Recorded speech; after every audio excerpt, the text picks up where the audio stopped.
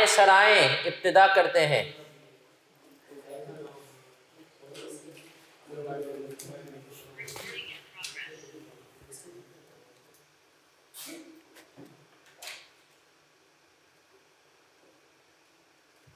और सर आज की क्लास में हम इंशाल्लाह जो चीज़ कवर कर रहे होंगे वो है इसका रिसेंट सवाल, और फिर उसके बाद how to read standard IAS IFRS।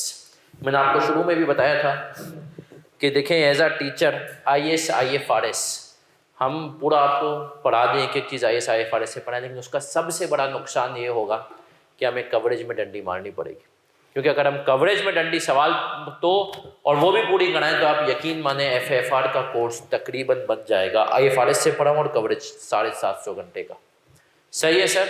तो वो 750 घंटे का जो कोर्स है उसको अवॉइड करने के लिए टीचर क्या करते हैं, समरीज दे देते हैं। लेकिन उसका एक हल मैंने ये निकाला कि IAS IFRS को आपको छोटे टॉपिक्स IFRS 5 हो गया इम्पैक्ट, इसमें पढ़ना सिखा दिया जाए। हाउ टू रीड देम, क्या बातें होती हैं, कैसे स्ट्रक्चर होता है, किस तरीके से तुम देख सकते हो, क्या क्या चीज़ें चाहिए। तो चलें सर आए आज की क्लास की शुरुआत करते हैं। और आज की क्लास की शुरुआत में सबसे पहले तो हम वही करेंगे कि एक सवाल जो कि उसका था, फिर आज इसकी एक समरी भी बनाएंगे इंशाल्लाह सवाल वाइज, और फिर बढ़ेंगे आगे। आज ये ख़त्म है, अगली क्लास मोस्ट प्रोबेबली शायद कल ना लूँ मैं क्लास, लेकिन जो है अगले जो जुमेरात को क्लास होगी उसमें IFRS 9 शुरू करा दूंगा। क्यों सर IFRS 9 क्यों? क्योंकि सर याद रखें जो IFRS 9 है ये इसलिए कि इसको शायद बीच में मैं आपने क्विज वुइज भी लूँ, क्योंकि IFRS 9 जो पिछली दफ़ा 2 अटैम्प्ट से जो मैं देख रहा हूँ बच्चों का, मेरा तजुर्बा है, बच्चे को IFRS 9 के अंदर बहुत मसला होता है। बच्चा IFRS 9 जो है वो एंड में डिवाइस करने में बहुत मसला होता है, और एंड तक किसी बच्चे ने कवर ही नहीं किया होता तो एक अलग प्रेशर है। तो एज अ टीचर अगर मैं उसको एंड तक रखूँ तो मसला है। और बहुत सारे बच्चे इस वक्त जितने बच्चे इन्वॉल्व हैं उनमें से मेरे ख्याल में 70 to 60% बच्चे यही चाह रहे हैं कि जून तक FFR को ख़त्म कर दें।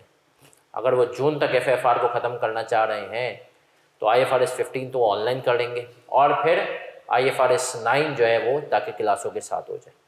तो याद रखें सर, इब्तिदा करते हैं इसकी हम कॉन्सेप्ट की। तैयार हैं? चले सर सबसे पहले हम आते हैं, और कहाँ आते हैं हम, सबसे पहले IFRS 5 के सवालात कर लेते, उस पे थे।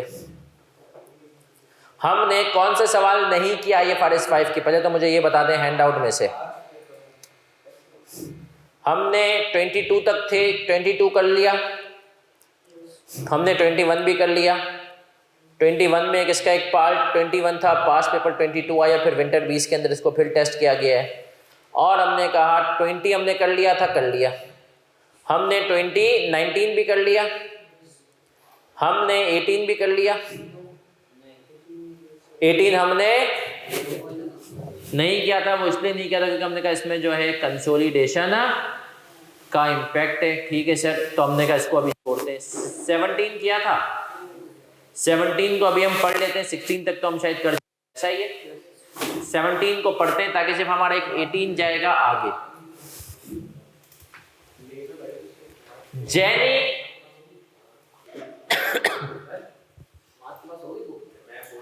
हमाद के पास बिल्कुल बुक होगी, और अगर नहीं भी है तो जहाँ पे निमरा बैठती है ना, निमरा के इस तरफ साइड पे बुक पड़ी हुई है।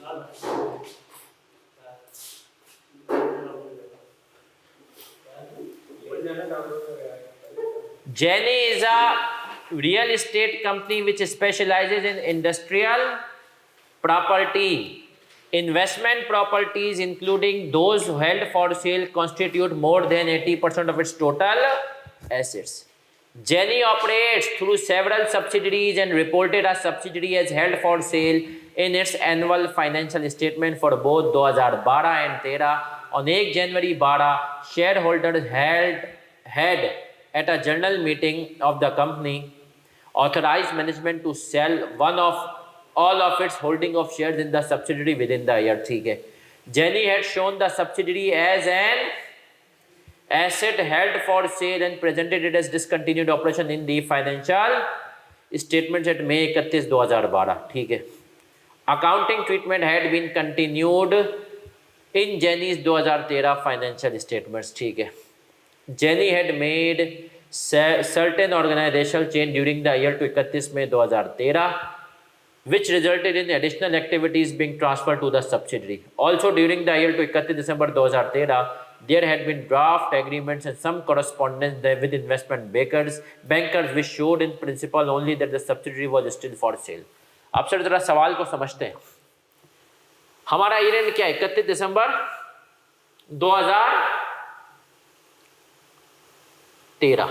सवाल के अंदर ईयर एंड हमारा क्या है? अगर आप गौर से देखें 31 दिसंबर 2013 31 मई 2013। हमने कहा कि हमने एक सब्सिडरी थी उसको 2012 और 2013, सही है, हेल्ड फॉर सेल शो किया, ठीक है। 1 जनवरी 2012 को जनरल मीटिंग के अंदर मैनेजमेंट ने ऑथराइज कर दिया था कि तुम इसको बेच दो, सही है। और हमने कहा 2012 के अंदर डिसकंटिन्यूड थी, अभी तक थी। फिर 2013 में भी कहानी यही चली, लेकिन 2013 के अंदर हमने कुछ चेंजेस की जिसकी वजह से कुछ एडिशनल एक्टिविटीज, ये जो पैराग्राफ है ना, Jenny had made certain organizational changes during 2031 में 13 which resulted in additional activities being transferred to the subsidiary. Also during 2013 there had been draft agreements and some correspondence with investment bankers which showed in principle only that the subsidiary was still for sale. अब sir यहाँ पर देखें, इसने दो बातें की। इसने कहा सवाल यहाँ पर यह है कि 31 मई 2013 को हेल्ड फॉर सेल होना चाहिए या निकल जाना चाहिए। सवाल समझो क्या है? 31 मई 13 को हेल्ड फॉर सेल होना चाहिए या। अब मेरा आपसे सवाल है, ये आखिरी के जो 4 लाइन है ना, उससे देखो 12 में तो सही था, 13 में कह रहा है अभी तक बेचा नहीं है, लेकिन 2 बातें इसने कर दी। बोला 13 के अंदर हमने एडिशनल एक्टिविटीज भी इसको दे दी, सही है, लेकिन हमारे एग्रीमेंट शो कर रहे हैं कि अभी भी हम इसको बेचना तो चाहते हैं। तो अब मेरा सवाल है कि आप इसको हेल्ड फॉर सेल क्लासीफाई करेंगे या नहीं करेंगे 13 में, हाँ या ना? लॉजिक के साथ आंसर चाहिए। ऑनलाइन वाले बच्चों, आपसे भी लॉजिक के साथ आंसर चाहिए, बताएं जी, हाँ या ना? जवाब आया है नो, क्यों? और दूसरी बात हमने कहा सर 5-6 बातें होनी चाहिए क्लासिफिकेशन की, एक भी बात पूरी नहीं हुई तो खत्म, टाटा। पहली बात इमीडिएट कंडीशन में, दूसरी बात हाईली प्रोबेबल, तीसरी मैनेजमेंट कमिटेड हो, चौथी, पांचवी हमने कहा सर अगर मैनेजमेंट कमिटेड होते ना तो हम जिसको बेच रहे हो उसको कभी भी इजाफी चीज़ नहीं देते। केंद्र से सपोज मैंने सोच लिया कि सर आसान को निकाल देते हैं, लेकिन केंद्र सर आसान को कहा कि सर और पेपर बढ़ा दें, दादा सर कि आपको निकालने का भी कह रहे हैं और आपको एक और का मतलब है हम आपको निकालने में सीरियस है, हम बेचने में। तो यहाँ पर हम किस पॉइंट को बेस बनाएंगे? अच्छा, आई के बच्चे सवाल नहीं पूछता, लेकिन ये सवाल आपके कॉन्सेप्ट के लिए क्या है, बहुत ही अच्छा है। क्या हम क्लियर है?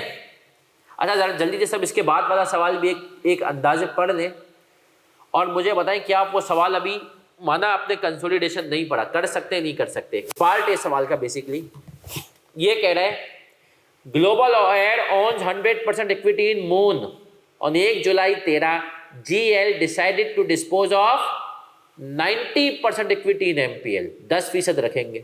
It is expected that the sale will be finalized by 30 June 14 at an estimated sale price of 140 million with an estimated cost to sell of 3.5. Relevant information pertaining to MPL is as under. Assets and liabilities कितने 30 जून 13 को?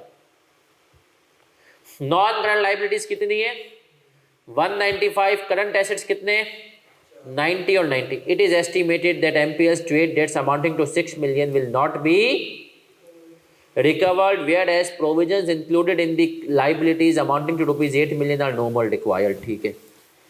MPL's net loss after tax for the 9 months period ended 30 June 2013 was 30 million. During the period 1 July 13 to 30 September 13 liabilities amounting to 26 million were paid and current assets were 18 billion. Goodwill of MPL as per consolidated SOFP of GLS 30 September amounted to rupees 15 million.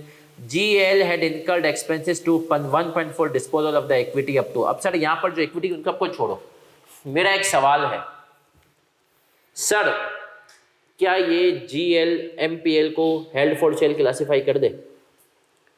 100% थी, हम बेच कितने फीसद रहे? तो हमारा हिस्सा कितना रहा? 10%. और 10% मुझे बताओ FAL2 की नॉलेज से एसोसिएट होगा या वो होगा? रुकने आएगा. 20% की बात करता है वो एसोसिएट की. 10% IFRS 9 के अंदर फॉल करेगा. याद है एसोसिएट में कहता है कॉमन डायरेक्टरशिप अगर है तो वो अलग सी बात है, वरना 20% कम से कम चाहिए एसोसिएट के लिए. सिग्निफिकेंट इन्फ्लुएंस, याद है वो बातें जो हम कहते थे? कुछ कह तो नहीं सकते, लेकिन मतलब अपनी ज़बरदस्ती तो नहीं, लेकिन ये ज़रूर दिल में डाल देंगे कि बुरा लगेगा, है ना? फुप्पो आपकी शादी में अपनी चला तो नहीं सकती हैं, लेकिन अम्मा अब्बा को दिमाग में ये बात डाल सकती हैं कि बुरा लगेगा. समझ रहे हो? तो सर हमने कहा एसोसिएट तो नहीं सेफ. तो अब सिर्फ मैं आपको इस सवाल को कराऊंगा नहीं, सिर्फ अभी एक आइडिया दे रहा हूँ. जब हम कंसोलिडेशन कर लेंगे तब आप इस काबिल होंगे कि इसको कर लेंगे. आइडिया ये है कि सर ये डिस्पोजल ही कहलाता है. याद रखो, अगर एक सब्सिडरी है ना मेरी, उसके ऊपर वो फिर मेरी एसोसिएट भी अगर वो ना रहे तो वो हेल्ड फॉर सेल में चला जाता है कि भाई अब पुराने ताल्लुकात ख़त्म, अब तुम सिर्फ 10% हमारा तुम पे हिस्सा है, जो कि IFRS 9 के हिसाब से. तो इसकी जो कैलकुलेशन है गुडविल ये हम करेंगे कब? एसोसिएट रहेगा तो तब देखेंगे ना. सब्सिडरी से बेटा FAL2 में नहीं था, यहाँ पर सब है सब्सिडरी से एसोसिएट, एसोसिएट से सब्सिडरी. 60% होल्डिंग से 80% होल्डिंग हो गई, कोई फर्क नहीं आया. पहले भी तुम हमारे थे, अब मजीद हो गए, मजीद करीबी आ गई, और हो सकता है 80 से 60 हो जाए. ये सारे केसेस कंसोलिडेशन में आपका स्वागत करेंगे, तो टेंशन ना लें. फिलहाल ज़रूरत नहीं है आपको टेंशन लेने की. अब हम आ जाते हैं पास्ट पेपर. पास्ट पेपर जिन बच्चों के पास है बुक उनके पास तो होगा ही होगा,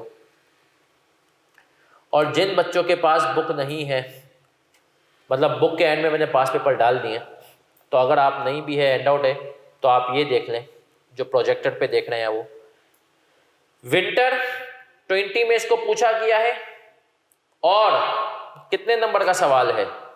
7 मार्क्स का. कितने का है? ऊपर से पढ़ते हैं. For the purpose of this question, इस सवाल की खातिर assume that the date today is 1 Feb 20. ऐसी FAL2 में किस क्वेश्चन में हरकत करता था? IS 37 में. याद नहीं कहता था कि अज्यूम कर लो आज ये वाली डेट है. Financial statements of Hikmat for the साल ended 31 December 19 are under in this respect following matters are under consideration. Part B. Requirement में क्या कह रहा है ये दरिंदा? Discuss how the above matters should be dealt with in financial statement for the साल ended 19. Shawl calculations जहाँ जहाँ ज़रूरी है. ठीक है जी, आते हैं. बल्कि मैं क्यों आता हूँ, तुम लोग पढ़ोगे. 5 मिनट दे रहा हूँ, इसको पढ़ो और खुद करो.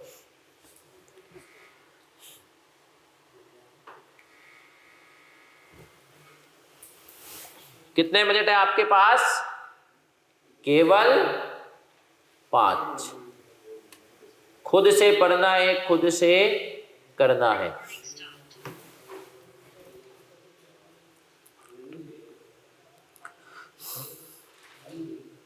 पांच मिनट है, जल्दी जल्दी जल्दी चंदा.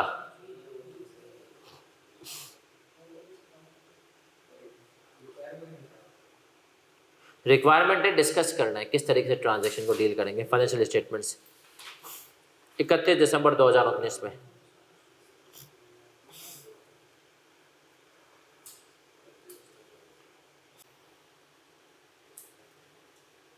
हाँ नौजवानों, हो गया.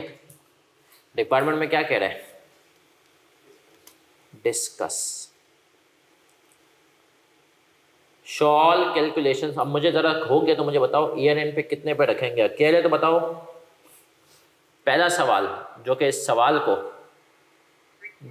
सवाल को पढ़ने के बाद जो पहला सवाल मैं आपसे एक्सपेक्ट कर रहा हूँ मेरे प्यारे प्यारे बच्चों, वो ये है, क्या हेल्ड फॉर सेल क्लासीफाई होगा? Yes sir. होगा तो किस वैल्यू पे रखेंगे? 160 या 195 या क्या? क्यों, किस बेस पे? लोअर ऑफ कैरिंग अमाउंट और फेयर वैल्यू लेस। इसका आंसर अब सुनना, देखो ये डिस्कस वाला जवाब है। अच्छा, डिस्कस वाला सवाल है ना, तो मैं चाहूँगा कि जो लोग बैठे हुए ना इसका आंसर लिखे। और इसने देखो एक चीज़ जो तुम लोग पेपरों में पर्चों में गलती करते हो, वो क्या करते हो, इसने क्या कहा है? Discuss how the matters should be dealt in HL's financial statements for the साल एंडेड 31 दिसंबर 19। सर फाइनेंशियल में बैलेंस शीट आती है या पीएनएल भी आता है? पीएनएल भी आता है। तो अगर पीएनएल की बात आएगी तो आपको बताना होगा कि इस पे इम्पेयरमेंट भी रिकॉर्डेड होगी। सही है सर। तो ये बात मैं चाहूँगा, देखो वैसे तो तुम लोग बड़े हो गए मुझे पता है, लेकिन फिर भी मैं चाहूँगा ड्राफ्टिंग तुम लोग करो तो ताकि मैं चेक करूँ और बाकी बच्चों के लिए एक मिसाल बने कि क्या। डिस्क्लोजर की बात नहीं करेंगे, फाइनेंशियल की बात करें ना, हमने कहा डिस्क्लोजर तो बोलेंगे अलग से शो होगा, वो सब बातें करेंगे, लेकिन मेन यहाँ पे फोकस होगा बैलेंस शीट पीएनएल में कैसे होगा। सब लिखना शुरू करें, 2 मिनट दे रहा हूँ।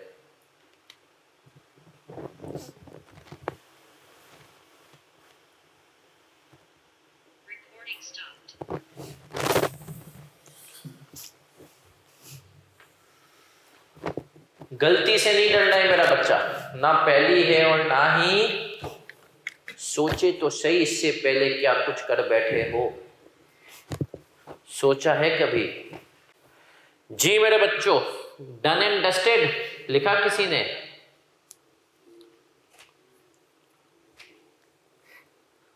आपको पता है ये पूरे सवाल का पासिंग परसेंटेज कितना था?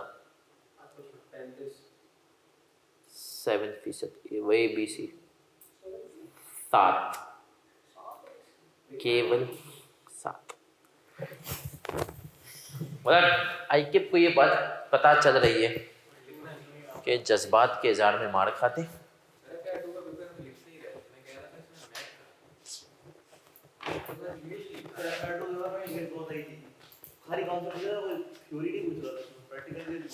आईकेप डिस्कशन की तरफ जा रहे, कहता ज़िंदगी में लिखने मैं तुम्हें सच बता दूं, और ये बात बता रहा हूँ ना क्योंकि भाई मुझे अंदाज़ा हो रहा है कि बच्चा बहुत बुरे तरीके से स्ट्रगल करता है।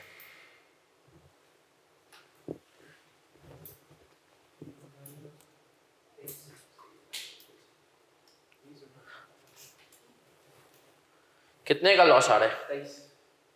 23 का। सती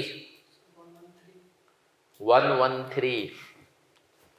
ओके,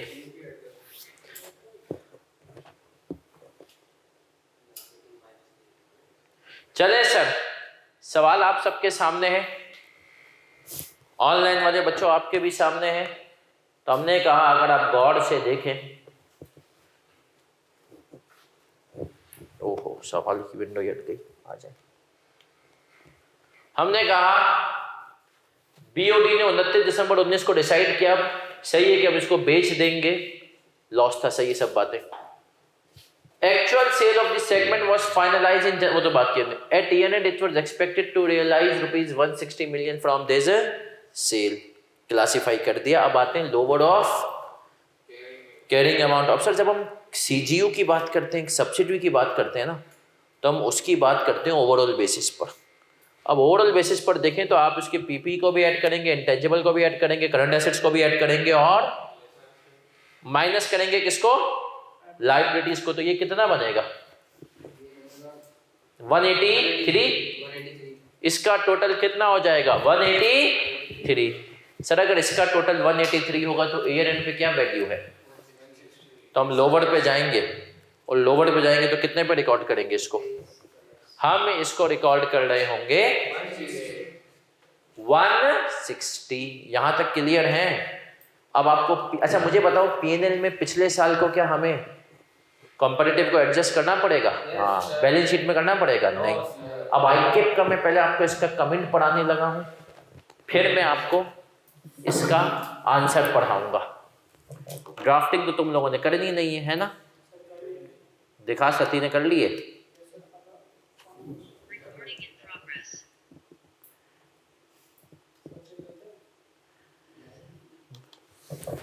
चले जी, हम जो है ड्राफ्टिंग पढ़ते हैं, दिखाएं।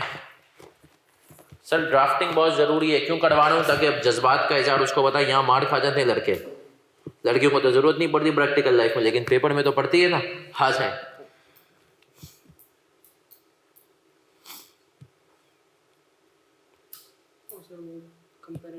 कैलकुलेशन का है तो की हुई है। तो तूने ये अच्छा SOFP से एक साथ किए। सर देखें, इसने सही किए लेकिन इसने अलग से नहीं किया। अच्छा, कोई और, किसी और ने ड्राफ्टिंग, सुस्ती, काहिली।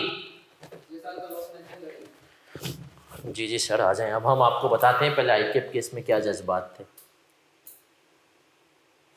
23 लॉस के सही है सर, अगर कर लिए, लेकिन अभी हम इसको जज्बात का इजहार आपको बताते हैं कि ICAP महाशरे क्या आपको कहते हैं इसके बारे में। इस वेबसाइट को तो आपने देखा भाई होगा, एग्जामिनर कमेंट्स पे जाते हैं।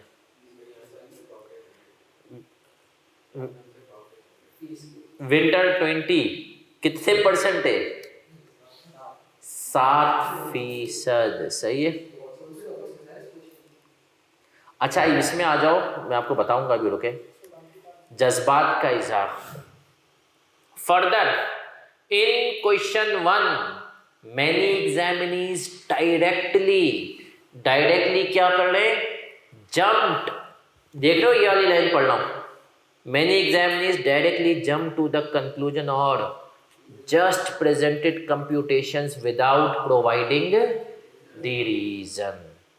देखिए सर, अगर आपको किसी से ज़िंदगी में भी जज्बात का इजहार करना है ना, तो उसका रीज़न भी हो और उसको पहले आपने पूरा एक माहौल बनाया हुआ। मेरा एक दोस्त है, अल्लाह ने उसको माशाल्लाह बहुत पैसा दिया है कि उसकी एक शादी हुई, डिवोर्स हो गई, अब दूसरी शादी कर रहा है। वो दूसरी शादी जिससे कर रहा है ना, वो उसको मिली बहुत माशाल्लाह, पैसा उसके पास बहुत है, मतलब उसके बाप का स्विस अकाउंट है, और बताओ क्या सही है। तब आप सोचें, लेकिन अब वो दूसरी शादी जब कर रहा है ना, बड़े गौर से सुनना ये बात, तो लड़की उसको मिली जिम में, डिफेंस में रहता है, अब जाहिर सी बात है ऐसा आदमी डिफेंस में, जिम में खातून उसको मिली, भाई ने प्रपोज कर दिया, लड़की ने मना कर दिया। हमने बोला देखिए गलत किया ना, तुझे पसंद आई, लव एट फर्स्ट साइट, तूने प्रपोज कर दिया, सही है, तेरे पास पैसा बहुत है, सही है, बाप की कंपनी है, सही है।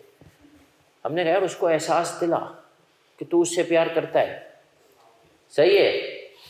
अब वो भाई फिर देखे उसको, हमने सिर्फ उसको औलाद दिखाई थी कि तू एहसास दिला कि तू उससे प्यार करता है, निकाह करना चाहता है। अच्छा, भाई ने कहा नहीं मैं आपके साथ इंटरेस्टेड नहीं हूँ। ये वो लड़की जो उसको कह दिया, उसने कहा सही, कोई मसला नहीं है, लड़का है, एटीट्यूड अपना है। खैर जिम में जाता, सलाम दुआ होता, सब कुछ हुआ, फिर एक आध कहीं बात हुई, थोड़ी बहुत दोस्ती उसने बना ली, चांस ख़त्म नहीं किया। फिर दिन पर छक्का मारा तो वैसे मारा, लड़की चली गई लंदन। लड़की चली गई उस टाइम पर वो जो काम करता उसका एग्जीबिशन भी एक लंदन में थोड़े टाइम में होने वाला था। भाई लंदन में गए तो एग्जीबिशन लेने, लेकिन खातून को ये शौक किया कि तुम्हारी बर्थडे आ रही है, खास तुमसे मिलने आया हूँ, और बर्थडे वाले दिन उसको क्या कर दिया, प्रपोज। अब लड़कों के लिए चीज़ें इतनी मैटर नहीं करती हैं, लड़कियों के लिए बहुत मैटर करता है कि मेरी बर्थडे को याद कर रहे हैं, मुझसे मिलने लंदन आ गया। फिर बस लड़की ने उस टाइम पे, लड़के के पास ऑप्शन ही नहीं था, और उसने क्या कर दिया, हाँ कर दिया। तो आप कहानी समझें, डायरेक्टली पहले कंक्लूजन पे जंप किया था वो कि मैं तुमसे प्यार करता हूँ, लड़की ने मना कर दिया, बाद में उसने पूरी रीजनिंग बनाई, सब कुछ किया, और फिर जाके जब प्रपोज किया तो लड़की ने क्या कर दिया, हाँ कर दिया। अच्छा, अब आप बोलेंगे सर उसके पास पैसा इतना था, नहीं, लड़की के पास भी बहुत पैसा था, इतना पैसा था कि लड़की थी तो लंदन में, बट वो है जर्मन नेशनल, सही है, और वो लड़का खुद UK नेशनल है। तो हमारी तो थोड़ी बस से बाहर की बात है, लेकिन मैं आपको बता रहा हूँ कि कहानी, मतलब वो लोग भी रीजनिंग पे चलते हैं, सही है। तो मेरा बहुत अच्छा दोस्त है, तो मैं उसको अक्सर जो है ना मजाक में कहता हूँ कि भाई देख, अब सही है तूने किया, लेकिन ये बात तू समझ कि तेरे पास पैसा था तो लंदन जा सकता था, अब्बा का एग्जीबिशन प्रपोज। मैंने कहा असल तो वो आदमी होगा जो लंदन ना जा सके, फिर भी चले सर। अब इसके आंसर पे आते हैं। 7% इसका पासिंग रेशो होता है कि खुद कह रहा है भाई तू जज्बात का इजहार। यही मसला होता है क्लाइंट को भी जाके, जब तुम्हें फंसाना हो ना कहीं, पूरी रीजनिंग बनाओ, डायरेक्ट जाके नहीं बोल के तू गलत कर रहा है। अच्छा सर ये होगा तो इसका क्या ट्रीटमेंट होना चाहिए, ये होना चाहिए, वो होना चाहिए, फिर उसको बोलो आप तो गलत कर रहे हो। समझ रहे हो? आप क्लाइंट को जाके पहले सर गलत कर लो, आता नहीं है काम करना, वो बोलता है तुझे बहुत आता है, आज तुझे बताओ, है ना। क्लाइंट रुला देगा तुम्हें डेटा देने में, सही है, और तुम्हें फर्म का प्रेशर अलग होगा। भाई मेंटर 20 का ICAP का जवाब देखते हैं। इसमें एक छोटा सा मसला है, भंड है, बट देखते हैं मेजॉरिटी बातें सही आ जाए। पहला पार्ट IFRS 15 का था, दूसरा IFRS 5 का था, और तीसरा IFRS 9 के लिए 28 के लिए। क्या कह रहा है अब आप देख रहे हैं, इसने क्या किया है, 2 हिस्सों में तोड़ा है।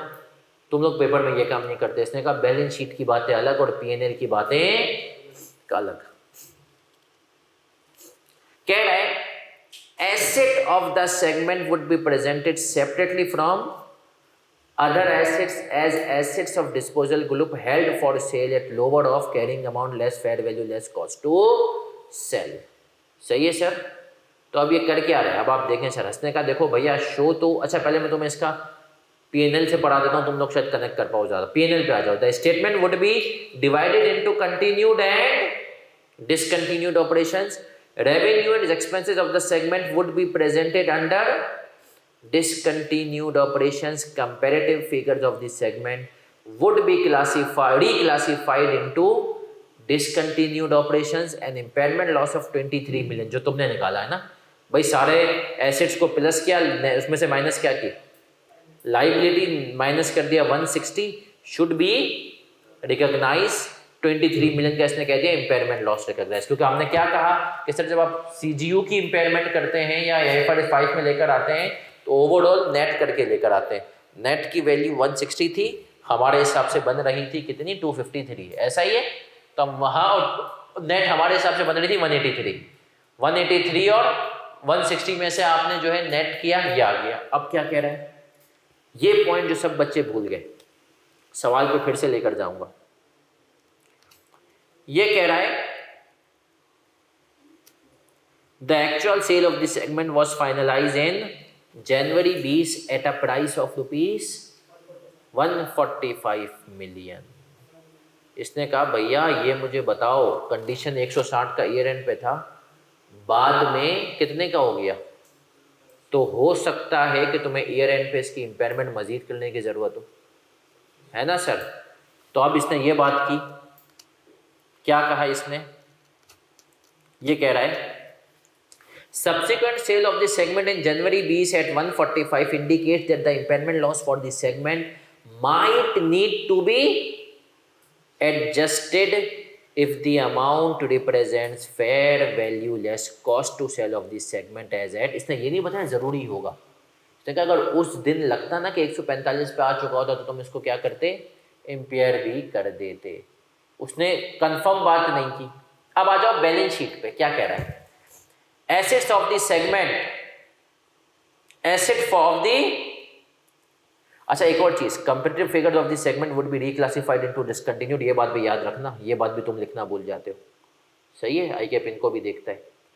फिर कह रहा है statement of financial position, asset of this segment would be presented separately from the other assets as asset of disposal group held at lower of carrying amount or fair value less cost to sell, that is 250। अब 250 कैसे आया, इसने कहा देखो net value कितनी थी, 160 थी net जिस पे तुम लेकर आ गए थे, लेकिन इस 160 में तुम, उसने कहा एक चीज माइनस हुई भी थी, वो थी 90।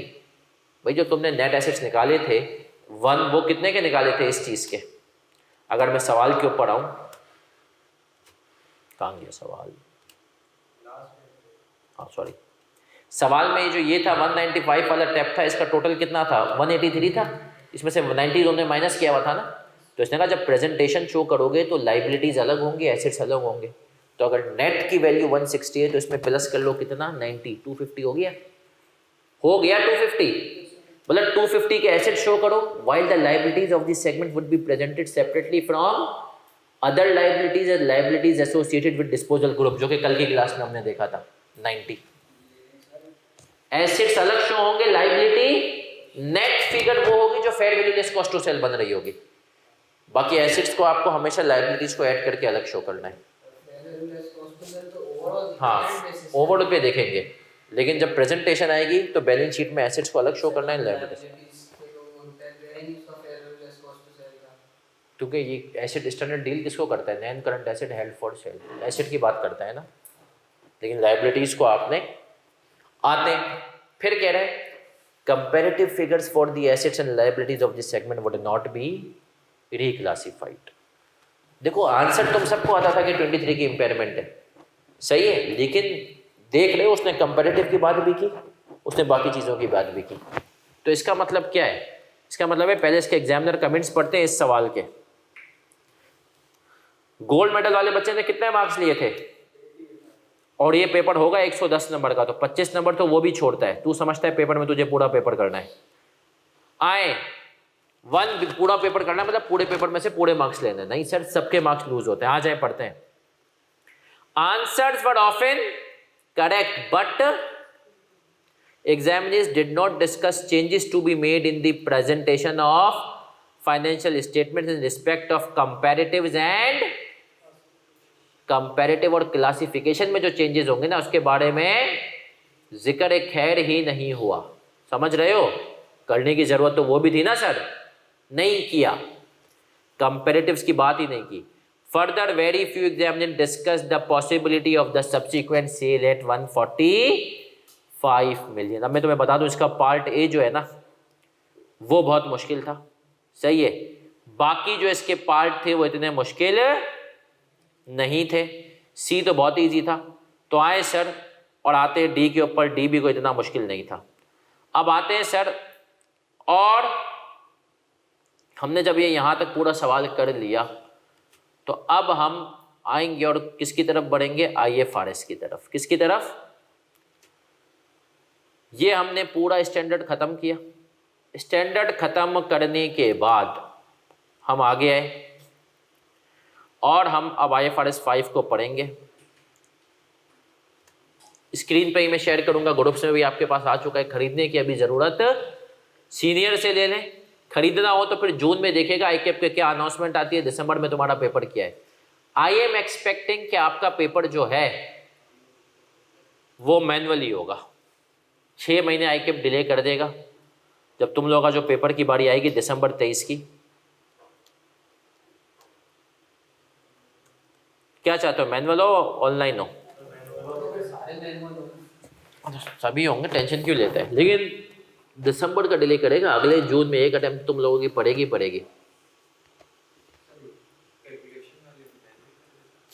Non current assets held for sale and discontinue. अच्छा सर सुनिएगा, अब ये स्टैंडर्ड की मैं तुम्हें बता रहा हूँ। देखो स्टैंडर्ड के अंदर ना कुछ बातें हर स्टैंडर्ड में तय होंगी, यही होंगी।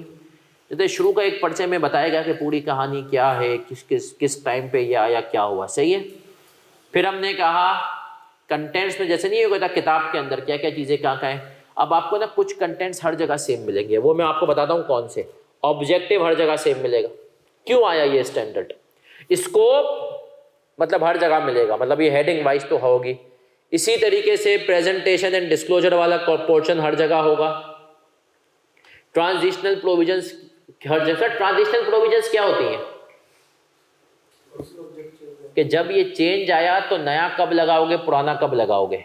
याद है टैक्स के अंदर पढ़ा है तुम लोगों ने ट्रांजिशनल टैक्स ईयर, उसी का कॉन्सेप्ट है कि जो बीच का पीरियड है उसमें क्या करोगे भाई। फॉर एग्जांपल ये आ गया सपोज करो 2001 में और पुराना चल रहा था, इससे इसका पुराना वर्जन 2000 तक, तो ये बताएगा कि 2001 से इसको लगाना है या इसको पिछले सालों को भी IAS के हिसाब से समझ रहे हो, रेट्रोस्पेक्टिव इम्प्लीकेशन डालनी है, ये खुद बताएगा। 1 साल पीछे जा, 2 साल पीछे जा, ये वो वाली बात कर रहे हैं। फिर आते हैं अफेक्टिव डेट क्या है, और इससे पहले IAS 35 होता था, अब वो विड्रॉ हो गया, नोटिफिकेशन था। कुछ भी रेलिवेंट नहीं आपके लिए, जो रेलिवेंट चीज़ें वो मैं बताऊंगा। अब आ जाते हैं सबसे पहले स्टैंडर्ड के स्कोप की तरफ। देखें सबसे पहले तो शुरू में पूरी कहानी है, रीजंस क्यों इशू किया। अब ये प्रैक्टिकल लाइफ में तुम्हारे किसी काम का नहीं है, यकीन मानो। मेन फीचर एक तरह से समरी दे रहा है, इसमें क्या है सही है।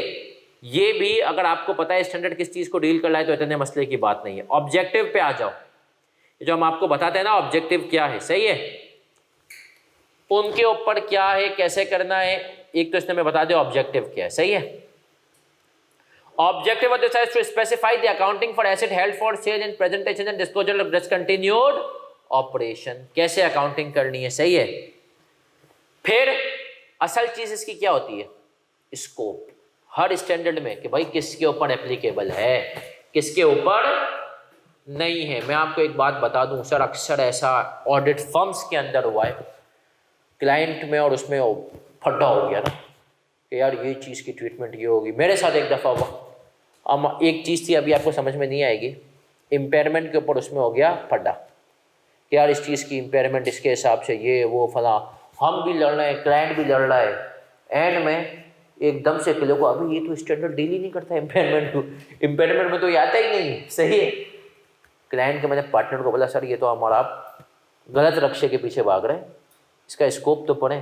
पार्टनर को बताया, पार्टनर भी हंस रहा था, समझ रहे हो। बोला यार देखो ये एक IFRS 9 से रिलेटेड चीज़ थी, हम कह रहे थे इसकी इम्पेयरमेंट होनी चाहिए, हम IAS 36 के ऊपर घुसे हुए, बाद में पता चला तो है ही IFRS 9 का आइटम। तो ये प्रैक्टिकल लाइफ में स्कोप, जहाँ शक होना कि भाई इसमें आता भी नहीं आता तो तुम्हें कौन हेल्प करेगा। अब स्कोप के अंदर सर देखें वही बातें हैं जो कि हमने पढ़ी हैं, लेकिन उसको स्टैंडर्ड ने क्या कर दिया है, लंबा। स्टैंडर्ड की पेज नंबर चलती है A212, मतलब जो A के अंदर वॉल्यूम A के अंदर मौजूद है IFRS। इसी तरीके से वही बात जो हमने जो काम की बात थी कि मेजरमेंट एक्सेप्शंस जो हैं वो किसके ऊपर अप्लाई नहीं होती, वो बातें यहाँ पर लिखी हुई है, सही है सर। तो जो समरीज होती है ना उसके अंदर ये बातें होती हैं। फिर आते हैं classification of assets held for cell, वो जो नहीं मैंने आपको बताया था कि भैया ये हेल्ड फॉर सेल में क्या क्या चीज़ें आएंगी, क्या क्या होंगी। अब कह रहा है इसके अंदर पढ़ने वाली बातें तो बहुत सी हैं, जैसे अगर आप देखें आपको कोई मसला है कि यार क्या जो एसेट है अगर एक ट्रांजैक्शन में सेल की जगह एक्सचेंज की तरफ जा रहा हूँ, मैं एसेट बेच ही नहीं रहा हूँ, किसी और पार्टी को देकर नया एसेट ले रहा हूँ, तो क्या ये IFRS 5 में आएगी या इसकी क्लासिफिकेशन। तो इसके बारे में देखो इसने कहीं ना कहीं जिक्र कर दिया, क्या कह रहा है, पैराग्राफ नंबर 10, ये जो साइड में चल रहा होता है ये क्या है, पैराग्राफ है। Sale transaction includes exchange of non current asset for other non current asset when the exchange has commercial substance in accordance with IAS 16। ठीक है सर। तो अब आप जब प्रैक्टिकल लाइफ में पढ़ते हैं ना तो पूछते हैं स्टैंडर्ड के कौन से पैरा में लिखा है, तो ये साइड में क्या चल रहा होता है, पैराग्राफ।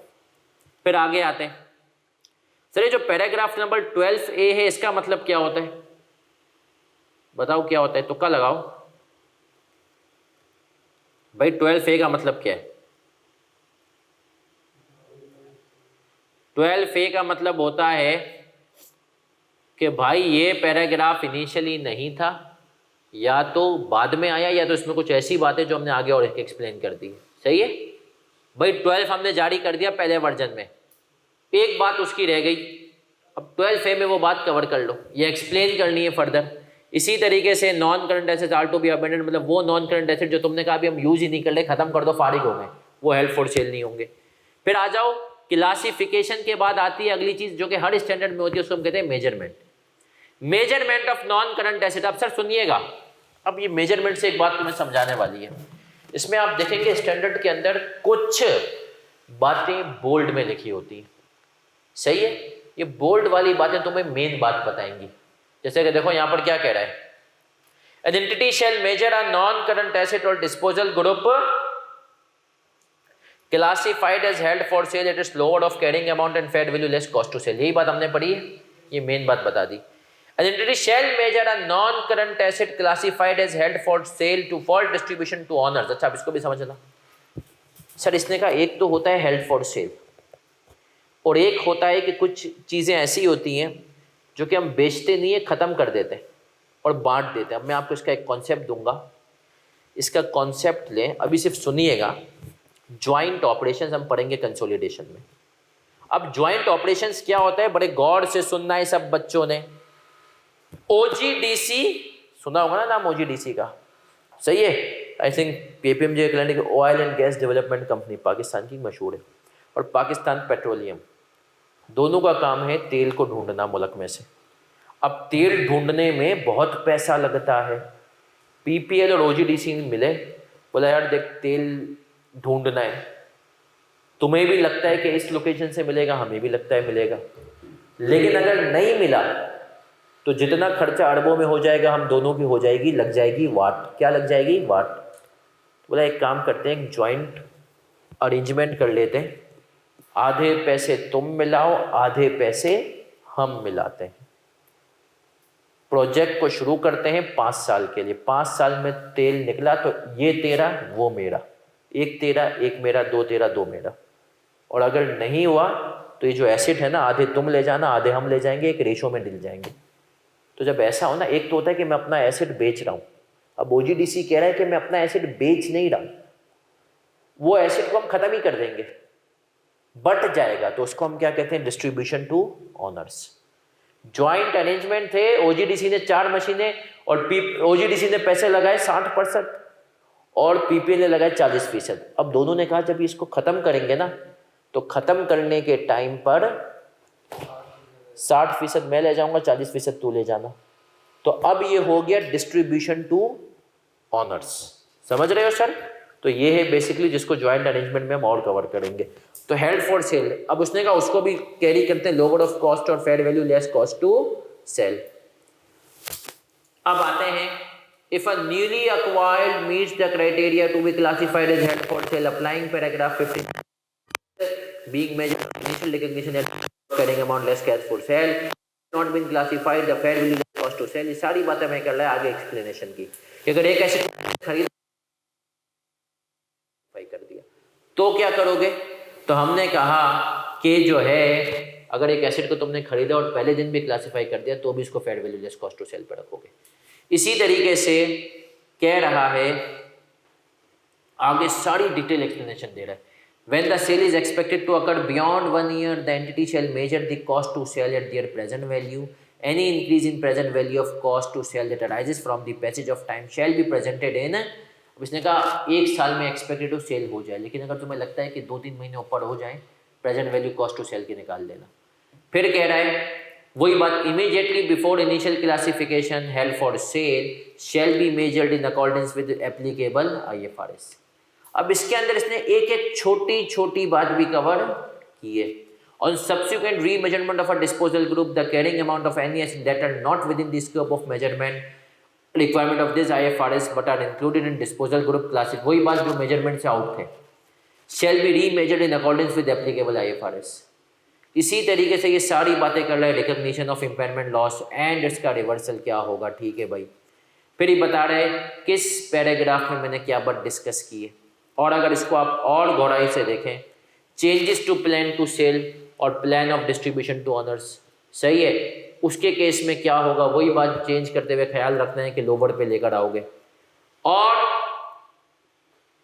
फिर मजीद उसको जो है ना बातें कर रहा है कि if an entity removes an individual asset और liability from a disposal group classified as held for sale. याद हमने इसको बड़ी एग्जांपल की थी कि हमने कहा था एक मशीन थी और एक अदर एसेट्स थे, मशीन को हमने कहा था हम डिस्पोजल ग्रुप से हटा रहे हैं, वो वाला केस। और फिर प्रेजेंटेशन एंड डिस्क्लोजर पे आ गया, सही है।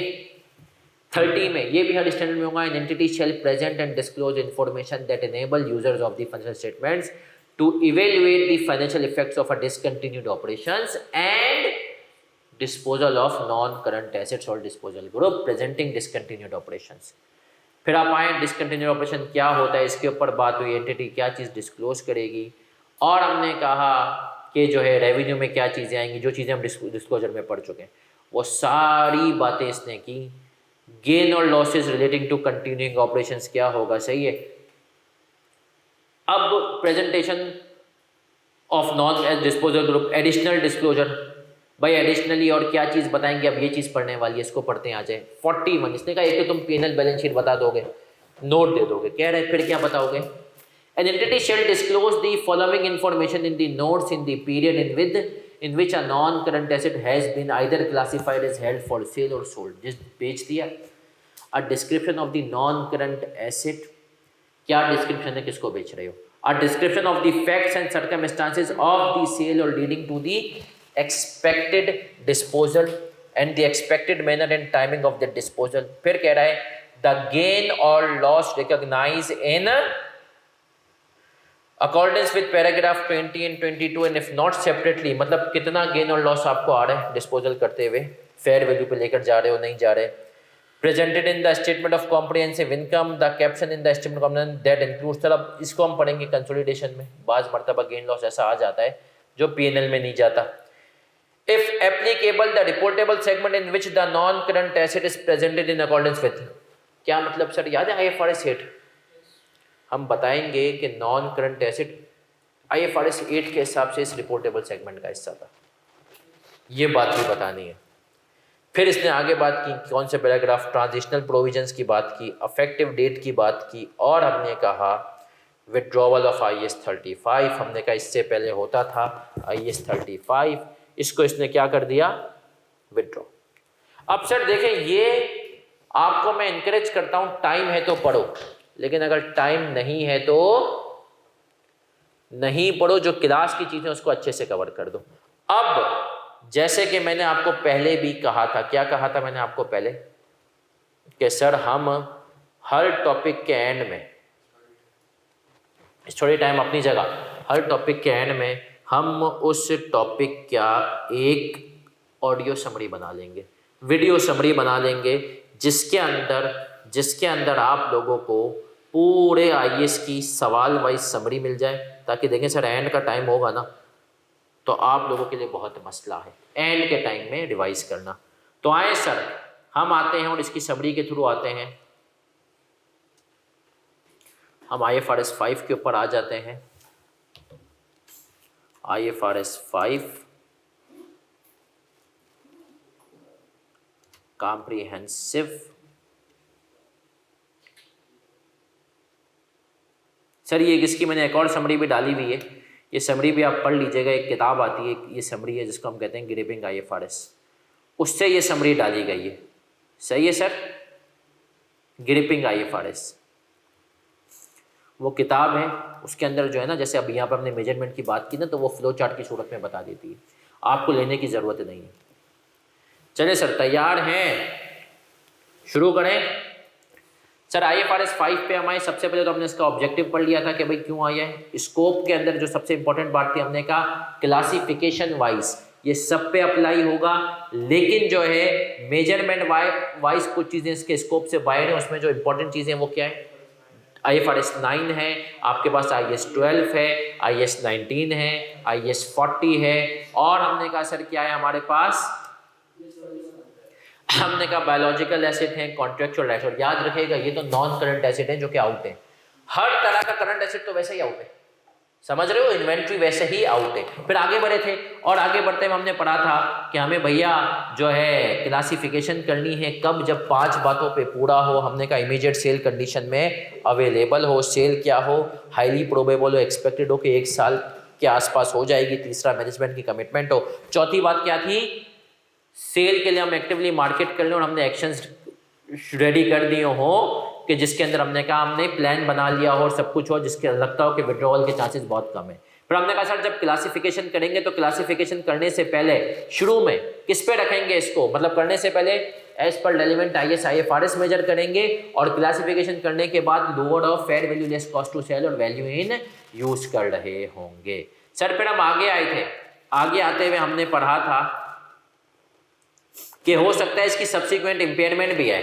इंपेयरमेंट के केस में इंपेयरमेंट हो सकता है कि पहले वाले स्टैंडर्ड IAS 36 के थ्रू भी होके आई हुई हो या IFRS 5 में आकर आई हुई हो। अगर इंपेयरमेंट है तो उस केस में स्टैंडर्ड इजाजत देता है कि आप इंपेयरमेंट को क्या कर लोगे, रिवर्सल करते हुए। याद रखना आफ्टर रिवर्सल जो है carrying amount should not exceed lower of historical cost. Historical cost क्या होती है, हमने कहा अगर एसेट ना कभी इंपेयर हुआ हो ना रीवैल्यू, तो जो कॉस्ट पे आके डेप्रिशिएट हुआ वो वैल्यू या fair value less cost to sell, उसके ऊपर हम आते हैं, इसकी इंपेयरमेंट की बातें करते हैं। ठीक है सर, बढ़िया हो गया सर। इसके अलावा और हमने क्या पढ़ा था, जब आप IFRS 5 में लाते हो तो आप इसको डेप्रिशिएट भी नहीं करते हो और करंट एसेट्स के अंदर शो करते हो, एसेट्स को इसके अलग शो करोगे, लाइबिलिटी को अलग। सर फिर हमने और भी पढ़ा था, अगर इंपेयरमेंट को इंपेयरमेंट आ भी सकती है और इंपेयरमेंट रिवर्स भी हो सकती है, और अगर इंपेयरमेंट रिवर्स होगी रीवैल्यूड एसेट की, तो वहां पर रीवैल्यूएशन की एसेट की रिवर्सल के टाइम पे क्या देखना है, lower of carrying amount at the time of transfer, जो कि हमने देखा था रीवैल्यूड अमाउंट थी टाइम पे, और fair value less cost to sell. फिर हम आगे बढ़े थे और हमने आगे बढ़ते हुए क्या पढ़ा था सर, हमने आगे बढ़ते हुए ये भी पढ़ा था कि सर अगर हमारी नीयत हो जाए चेंज, नीयत क्या हो जाए चेंज। भाई आपने कहा मैंने सोचा हुआ था बेचूंगा, लेकिन अब आपने कहा कि change is to plan to sell, अगर मैं बेचने आपका मूड नहीं है तो मैं क्या करूंगा, बोला अगर आपका बेचने का मूड नहीं है तो आप वापस लाओगे, लेकिन लाने से पहले एक वर्किंग करना है लोअर ऑफ किस पर रखोगे, हमने कहा हिस्टोरिकल कॉस्ट और रिकवरेबल अमाउंट, सही है। फिर आगे बढ़े थे और हमने पढ़ा था कि सर डिस्पोजल ग्रुप और डिसकंटिन्यूड ऑपरेशंस क्या होते हैं। डिस्पोजल ग्रुप वो होता है कि एक प्रोसेस को हम बेच रहे हैं, डिसकंटिन्यूड ऑपरेशन भी डिस्पोजल ग्रुप है, लेकिन डिसकंटिन्यूड ऑपरेशन में आप पूरे की पूरी एक सब्सिडरी बेच रहे हो, कोई मेजर पार्ट बेच रहे हो। डिस्पोजल डिसकंटिन्यूड ऑपरेशन की आप डेफिनेशन पढ़ोगे तो क्या कहता है, सेपरेट लाइन ऑफ बिजनेस होनी चाहिए, सिंगल प्लान के थ्रू होनी चाहिए, या हमने कोई ऐसी सब्सिडी जो अक्वायर की हो बेचने की नीयत से। फिर हमने कहा held for distribution to owners, हमने पढ़ लिया कि बाज मर्तबा कुछ हम धंधा बंद करते हैं तो डिस्ट्रीब्यूशन टू ऑनर्स ही कर लेते हैं। अबेंडन एसेट क्या होता है, जिसको हमने कहा यूज करना हम खत्म कर लें, ये अब काबिल ही नहीं है, सही है, जीरो हो रहा है, जीरो वैल्यू में। फिर हम डिस्क्लोजर में आए थे तो हमने डिस्क्लोजर में पढ़ा था कि बैलेंस शीट के अंदर हम क्या करते हैं सर, सेपरेट लाइन शो करते हैं, जबकि पीएनएल के अंदर और बैलेंस शीट में एसेट अलग शो होंगे, लायबिलिटी अलग, कंपैरेटिव को रीस्टेट नहीं करेंगे। पीएनएल के अंदर कंपैरेटिव भी क्या हो जाएंगे, रीस्टेट, मतलब हम उसको क्या करेंगे, उसको भी हम कंपैरेटिव को भी रीस्टेट कर देंगे और हम उसका भी शो करेंगे डिसकंटिन्यूड ऑपरेशन में, सही है सर। फिर और आगे बढ़े थे और आगे बढ़ते हुए इसमें सर पढ़ नहीं लिखा हुआ भी कैश फ्लो के अंदर हम क्या करते हैं, हमने कहा कि डिसकंटिन्यूड ऑपरेशंस की तमाम ऑपरेटिंग एक्टिविटीज, इन्वेस्टिंग और फाइनेंसिंग एक्टिविटीज अलग से शो की जाती है, ठीक है सर। फिर हमने कहा कि जो है आगे बढ़ते हैं, आखिरी जो लिखा हुआ है कि IFRS 5 prohibits retroactive classification as a discontinued operation. वही बात कि अगर after year end discontinued operation हो रहा है तो पिछले ईयर एंड पे तुम्हें उसको एडजस्टिंग नहीं शो करना है। फिर हम सर और आगे बढ़े थे और आगे बढ़ते हुए हम आ गए थे सवालों पे। अब एक एक करके हम सवालों को देखते भी जाएंगे, उनको समझते, मतलब ये डिस्कस करेंगे कि हमने उसमें किस सवाल में क्या चीज़ डिस्कस की, ताकि आप लोगों को एक अच्छा सा ओवरव्यू हो जाए। पहले सवाल के अंदर हमने सर क्या देखा था, क्लासिफिकेशन देखी थी, करना भी चाहिए या नहीं, इजी था। 2 के अंदर भी सर यही चीज थी, 3 के अंदर भी हमने कहा इसी तरह की चीज थी कि भाई क्लासिफिकेशन क्या, और 4 के अंदर भी हमने कहा 2.5 का था और हमने कहा ये था कि अगर हम इसको कर देंगे तो हमने कहा क्लासीफाई नहीं करेंगे। फिर आगे आए थे क्वेश्चन नंबर 5, इंपेयरमेंट देखी थी और हमने देखा था रिवर्सल का क्या क्राइटेरिया, रिवर्सल के टाइम पे हमें इसको क्या करना है। इसका केस ए था, केस बी था। एक केस में हम 2,30,000 तक चले गए थे और केस जो बी था उसमें historical carrying amount 275 I think आ रही थी, उस पर हम रुक गए थे। फिर हम क्वेश्चन नंबर 6 पे गए थे, इंपेयरमेंट और उसकी रिवर्सल। ये हमने कहा ACCA का सवाल था और इसने आप लोगों को अच्छा खासा टफ टाइम दिया था, शायद इस पर हमने लास्ट डे रिवीजन भी लिखवाया था 5 पे लिखवाया था, हाँ 5 पे लिखवाया था। और 6 भी, 5 और 6 देख लो, इस किस्म का छोटा मोटा सवाल आ सकते हैं, उसके अंदर भी रिवर्सल वाली बात थी। 7 पे आए थे, रीवैल्यूएशन मॉडल का रिवर्सल था। हमने कहा रीवैल्यूएशन मॉडल में जो लास्ट वैल्यू होती है उस पर रखना होता है, इसका भी केस और भी था। 8 पे आए थे, सिमिक कंपनी रीक्लासीफाई वापस कर रही थी, तो वही बात, लोअर ऑफ रिकवरेबल अमाउंट और carrying amount at the date of, वो था क्लासिफिकेशन, रीवैल्यूड अमाउंट थी। क्वेश्चन नंबर 9 भी इसी किस्म का सवाल था, ICAP का सवाल था question number 9, Galwan if I am not wrong, yes sir हम कर चुके थे ना 9। 10 पे आए थे, polishing machine disposal group classify किया, उसका एक एसेट को रिक्लासीफाई वापस कर रहे, दूसरे को नहीं कर रहे। और फिर और आगे बढ़े थे, 11 पे आए थे। 11 के अंदर हमने कहा था सर क्या था, पास्ट पेपर का सवाल था और हमने कहा 2 ऑफिस थे, ऑफिस ए और बी, उनकी ट्रीटमेंट हमने डिस्कस की थी, किस हिसाब से करेंगे। मॉडिफिकेशन याद है, मॉडिफिकेशन का केस था, तो हमने कहा था ईयर एंड पे हमें नहीं। 12 पे आए थे, डिस्पोजल ग्रुप के तौर पर क्लास आसान सा सवाल था। 13 पे आए थे, मेजरमेंट एक्सेप्शन इन्वेस्टमेंट प्रॉपर्टी, हमने देखा था कॉस्ट मॉडल में आती है, IFRS 5 में नहीं आती। 16 के ऊपर भी सर, 14 के ऊपर भी यही था। 15 पे जब हम आए थे तो भी एक इसी तरह का एसेट था, बट इसके अंदर हमने कहा था machine, factory building, investment property पूरा एक आ गया था, तो इन्वेस्टमेंट प्रॉपर्टी के अलावा जो बाकी इंपेयरमेंट लॉस था वो हमने मशीन और फैक्ट्री बिल्डिंग पे एलोकेट किया था। 16 पे आए थे, 16 वाला सवाल, पूरे ग्रुप को अगर CGU को इंपेयर करते हैं तो सबसे पहले गोली कौन खाता है, गुडविल याद है, उससे पहले अगर कोई स्पेसिफाइड एसेट हो और फिर उसके बाद स्पेसिफाइड एसेट, फिर गुडविल और फिर ये। फिर हम और आगे बढ़े थे, और आगे बढ़ते हुए, मजीद आगे बढ़ते हुए हमने पढ़ा था, सर क्या पढ़ा था हमने, 17 में आए थे और 17 हमने आज पढ़ा, 18 को अभी हमने सिर्फ देखा है, हमने कहा करेंगे बाद में। 19 का सवाल डिस्क्लोजर का किया था, 20 का सवाल डिस्क्लोजर का किया था, और 21 के सवाल में हमने देखा था किस तरीके से हमें एक यही पास पेपर का सवाल था, CGO की कैसे होगी। और 22 का सवाल क्या था सर, क्लासिफिकेशन का सवाल था। यहाँ पर हमने पढ़ा था कि कंटिन्यूइंग और डिसकंटिन्यूड कैसे शो करना है, PNL में कंपैरेटिव भी आएगा, उसमें नहीं आएगा। तो सर ये था पूरा IFRS 5 और हम अब इंशाल्लाह मिलेंगे अगले थर्सडे को। अब थोड़ी सी क्लास है, हनीमून पीरियड ख़त्म हुआ है तो थोड़ी सी क्लास है, बड़ी हो जाएंगी, तकरीबन कोशिश करूँगा 8:45-9 तक ले जाऊँ। और क्योंकि अब हम IFRS 9 में आ रहे हैं और IFRS 9 याद रखें इम्पॉर्टेंट भी है, कहीं ना कहीं प्रैक्टिकल पॉइंट ऑफ व्यू से साथ साथ करते जाना।